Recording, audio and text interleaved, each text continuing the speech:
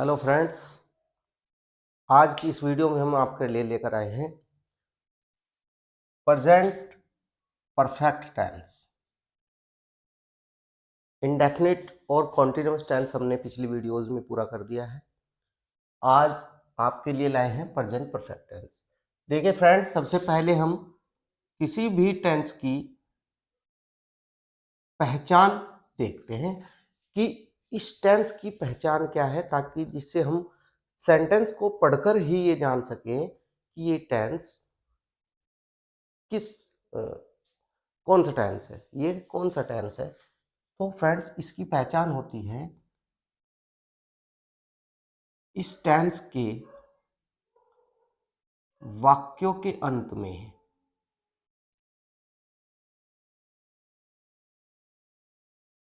इस टेंस के वाक्यों के अंत में या है, ए है, ई है,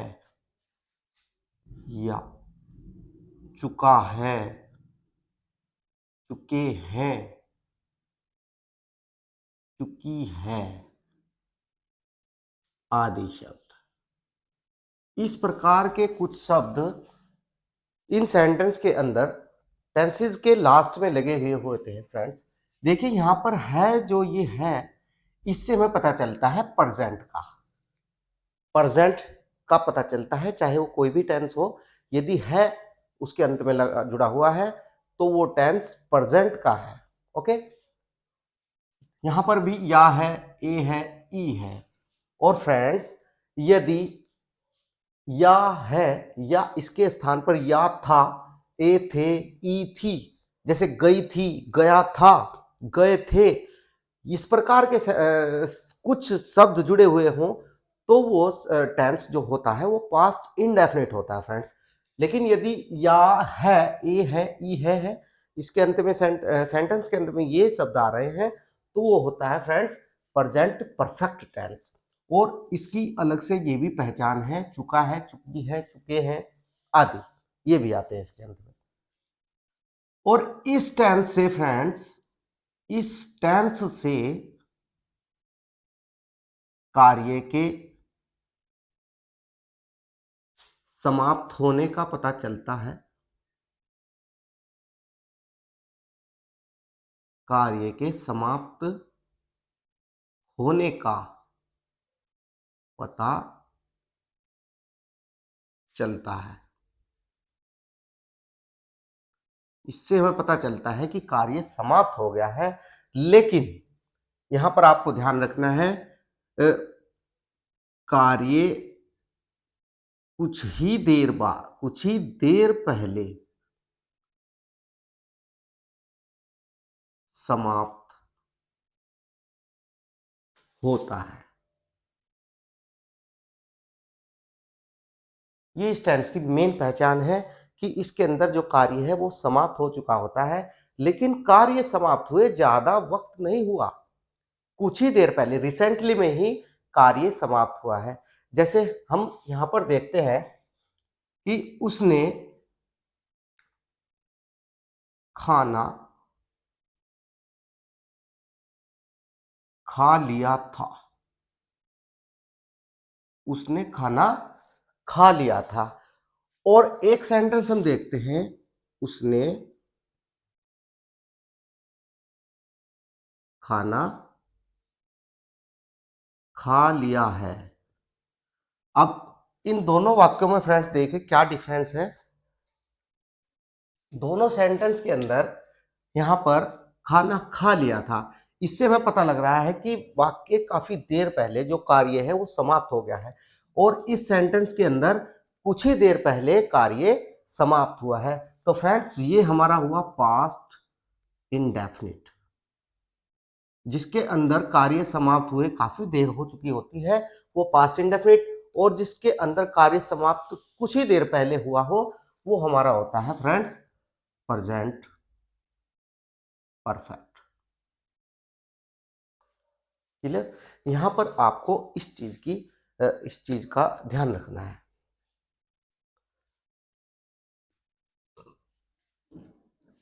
चलिए अब हम देखते हैं रूल्स ऑफ ट्रांसलेशन, इसके रूल्स ऑफ ट्रांसलेशन।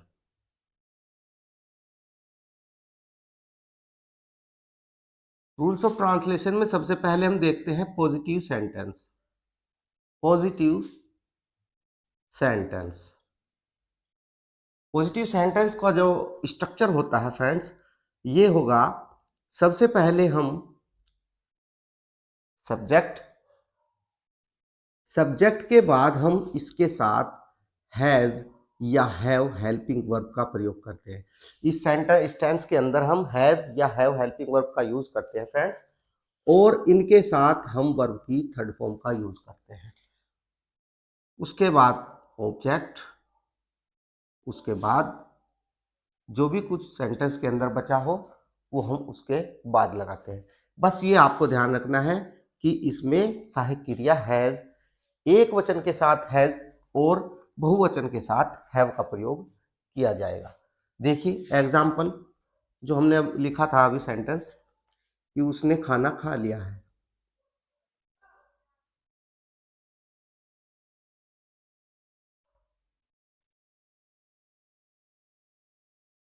उसने खाना खा लिया है। तो फ्रेंड्स इसको हम इस प्रकार से ट्रांसलेट करेंगे, देखिए ही सब्जेक्ट है हमारा, सब्जेक्ट ही, और ये एक वचन करता है तो इसके साथ हम हैज सहायक क्रिया का प्रयोग करते हैं, ही हैज। उसके बाद वर्ब की थर्ड फॉर्म, वर्ब क्या है, खाना। ईट, ईट की थर्ड फॉर्म होती है ईटन, ही हैज ईटन, क्या खा लिया उसने, जो उसने खा लिया वो ऑब्जेक्ट होगा, eaten the food. Clear friend, example देखते हैं फ्रेंड्स। वे स्कूल पहुंच चुके हैं।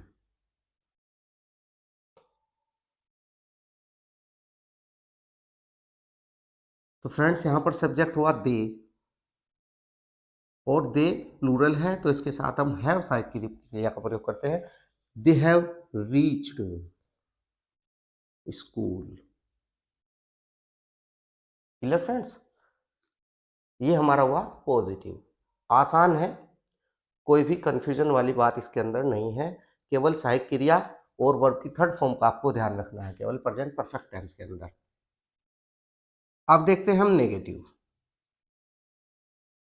नेगेटिव का स्ट्रक्चर रहेगा फ्रेंड्स, सब्जेक्ट, सब्जेक्ट के बाद हैज या हैव,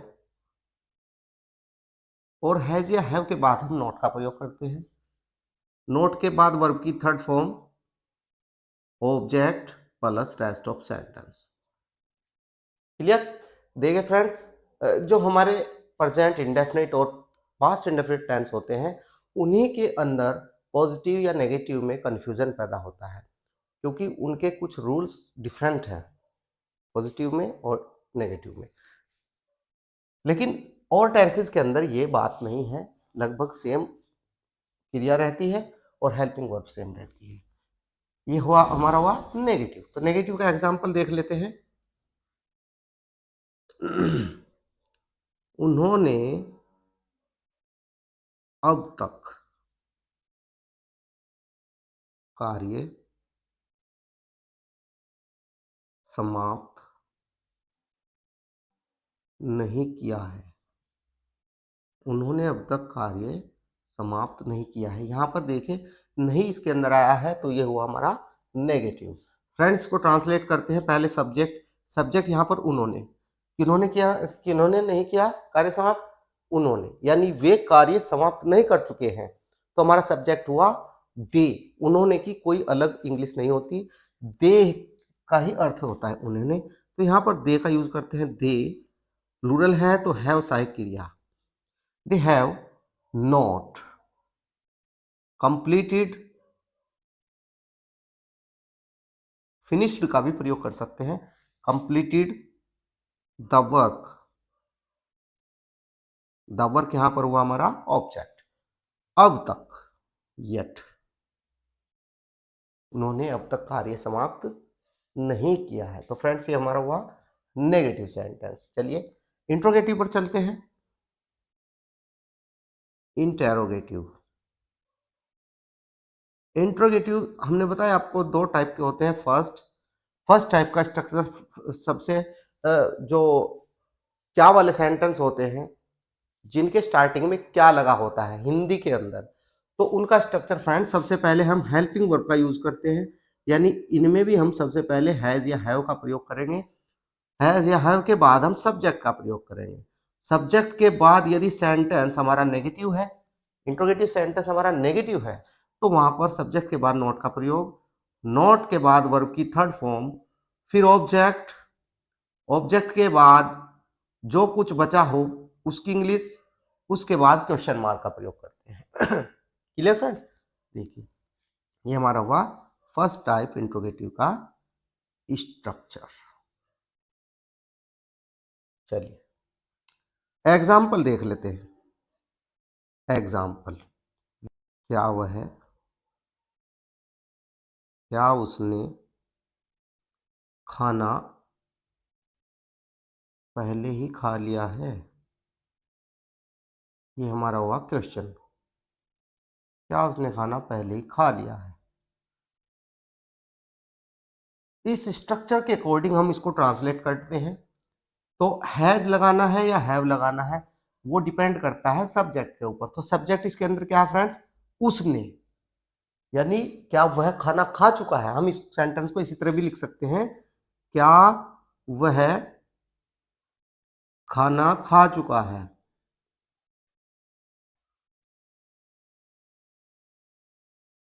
दोनों का मीनिंग सेम है, अर्थ सेम है। तो यहां पर सब्जेक्ट हुआ हमारा वह है, सिंगुलर है, तो हम शुरू में हैज का प्रयोग करेंगे। हैज ही, सब्जेक्ट हो गया।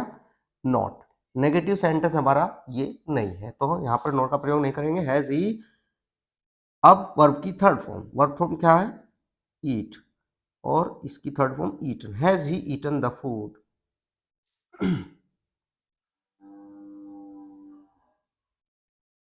पहले ही, पहले ही में तो फ्रेंड यहाँ पर हैज ही ऑलरेडी, यहाँ पर ऑलरेडी जो है यहाँ पर यूज किया जाएगा। Has he already eaten the food. Clear?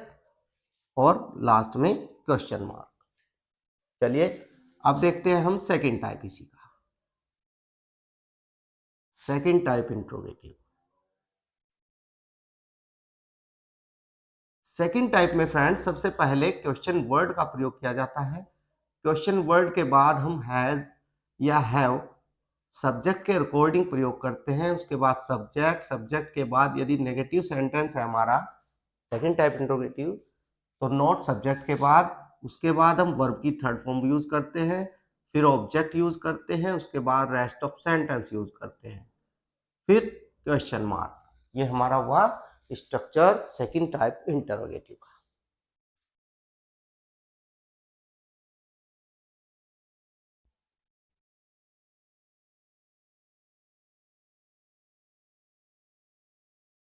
चपरासी कहाँ गया है, ये हमारा एग्जाम्पल हुआ। देखिए यहाँ पर सब्जेक्ट हमारा चपरासी है, लेकिन सबसे पहले हमें क्वेश्चन वर्ड की अंग्रेजी यूज करनी है। क्वेश्चन वर्ड है कहाँ, वेयर। वेयर, अब सहायक क्रिया हैज या हैव। देखिए हमारा सब्जेक्ट एक वचन है, तो हम हैज का प्रयोग करेंगे। वेयर हैज, सब्जेक्ट क्या हमारा? चपरासी, द पियोन। अब वेयर हैज द पियोन, अब क्रिया गया है, गो। गो की थर्ड फॉर्म होती है फ्रेंड्स गॉन। क्लियर? ये हमारी हुई सेंटेंस की ट्रांसलेशन। सेकंड,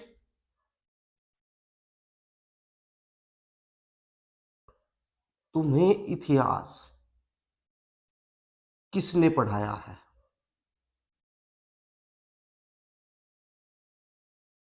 ऐसे वाक्यों में आपको कंफ्यूज होने की जरूरत नहीं है। किसने, मतलब हम सोचते हैं कि किसने का, भाई किसने की मीनिंग क्या होगी, तो किसने। अब देखिए इसको दूसरे तरीके से लिखते हैं, तुम्हें इतिहास कौन पढ़ा चुका है।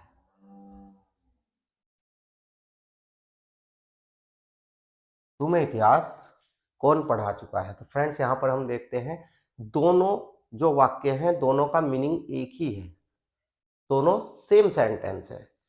तो यहाँ पर हमें जो क्वेश्चन वर्ड मिला है वो मिला है कौन। तो यहाँ पर कौन की इंग्लिश शुरू में लगाई जाएगी, और कौन जो होता है वो सब्जेक्ट का कार्य करता है, क्योंकि ये सब्जेक्ट के स्थान पर प्रयोग किया जाता है। इसलिए जो हमारा कौन वाला सेंटेंस होता है उसका स्ट्रक्चर पॉजिटिव या नेगेटिव की तरह यूज किया जाता है। Who has, who has taught you history. Clear friends? देखिए यहाँ पर ऑब्जेक्ट यू और हिस्ट्री दोनों ऑब्जेक्ट है। चलिए, दोनों ऑब्जेक्ट है यहाँ पर, यू भी और हिस्ट्री भी। यदि दोनों इनडायरेक्ट और डायरेक्ट ऑब्जेक्ट इकट्ठे आ जाते हैं तो पहले हमें डायरेक्ट ऑब्जेक्ट यूज करना है, उसके बाद इनडायरेक्ट ऑब्जेक्ट यूज करना है।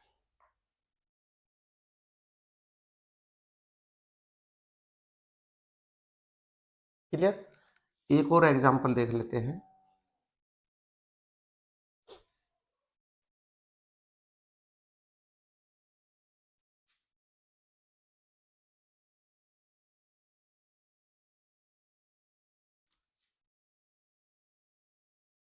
इस विद्यार्थी ने अब तक कितने प्रश्न हल कर लिए हैं?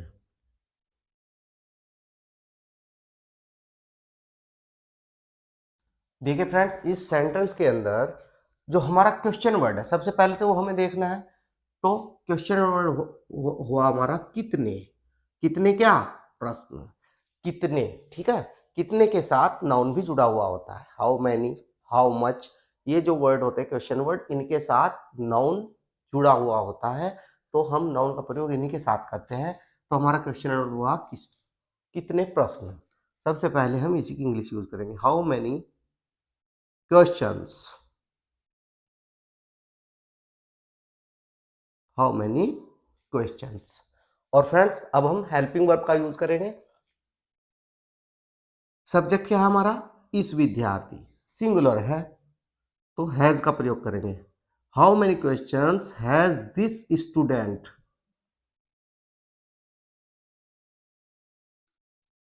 अब क्रिया का प्रयोग करेंगे। सब्जेक्ट हो गया, नोट इसमें नहीं है, वर्ब की थर्ड फॉर्म अब यूज करेंगे, सोल्व्ड। सोल्व्ड, अब तक, येट। Clear friends? इस सेंटेंस को हम इस तरह भी लिख सकते हैं, यह विद्यार्थी अब तक कितने प्रश्न हल कर चुका है।